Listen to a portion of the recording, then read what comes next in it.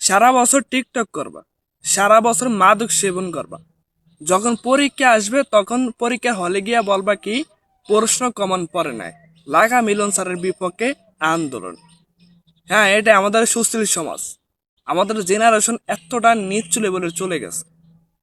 মিলন sir একটু hard question করছে, এতে তাদের জ্ঞান হারা।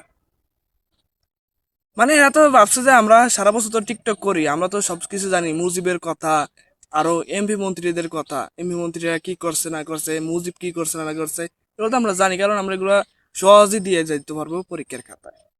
আমরা টিকটক করি, আমরা মাদক সেবন করি। এরা ভাবছে যে এটা হাসিনার আমলের দেশ এবং দীপু মনির শিক্ষা কর্মস্থান। এরা ভাবে না যে এটা হেলিকপ্টারের শিক্ষা কর্মস্থান। মিলন স্যার তো সবকিছু বই থেকে অথবা গাইডলাইন থেকেই প্রশ্ন করেছেন। মিলন স্যার তো টিকটক থেকে প্রশ্ন করেনি। এরা আন্দোলন করতে আছে কেন জানেন? এরা তো টিকটক করছে, সারা জীবন মাদক সেবন করছে, এরা বইয়ের দ্বারেও যায় নাই, বই খুললেও তাকায় নাই। এখন পরীক্ষার হলে গেছে, দেখে যে কোনো কিছু কমান পড়ে নাই এবং লিখতেও পারে না, দাঁত ভেঙে যায়। এই জন্য চাই যে মিলন স্যারের বিপক্ষে আন্দোলন করলেই তো জুলাই যুদ্ধের মতন হয়ে যাব এবং আমাদেরকে অটো পাস দিয়ে দেবে।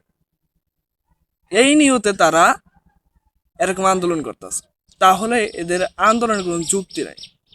এরা হয়েছে টিকটকার, মাদকাসক্ত। শিক্ষামন্ত্রী বলছে যে ঢাকা শহর পোলাপান রয়েছে মুরগির মতো। আসলে তো এরা ফার্মের মুরগি। একটু পানির ভিতরে তোমরা চেঁচিয়ে পরীক্ষা দিতে যাইতে পারো না, তাহলে তোমরা কিসের শিক্ষার্থী হয়েছো, কিসের মানুষ হয়েছো? তোমাদের টিকটকের জন্য কি শিক্ষামন্ত্রী পরীক্ষা স্থগিত করবো? তোমরা পানির মধ্যে যাই টিকটক করবা, ভাইরাল হইবা, এই জন্য কি শিক্ষামন্ত্রী পরীক্ষা স্থগিত করবো?